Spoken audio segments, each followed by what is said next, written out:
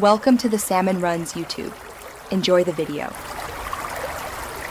You start now by going straight to the device settings that control screen goals. On iPhone or iPad, open settings, then screen time. On Android, open settings, then digital well-being. If a screen time passcode exists, enter it when prompted. Once done, make sure your device is connected to Wi-Fi so changes sync to other devices. You don't need apps or backups for this step.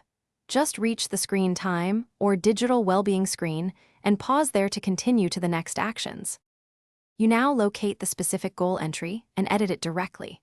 On iPhone, tap See All Activity and then change goals or open app limits and downtime to remove enforcement. On Android, look for Screen Time Goal or Bedtime settings in Digital Wellbeing and choose Disable or Set No Limit. Once done, confirm any prompts asking to save changes.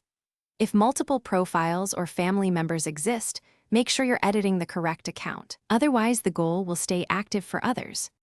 Finish by saving and verifying the change immediately. Close settings and restart the device so apps register the new state. If the goal still appears, sign out and back into iCloud or Google to force a policy refresh. Make sure screen time passcode hasn't reactivated limits. If the restriction came from family sharing or parental controls, adjust that organizer's settings or ask them to remove the limit. One troubleshooting tip: if changes won't stick, disable screen time or digital well-being entirely, then re-enable without setting a goal. Thanks for watching.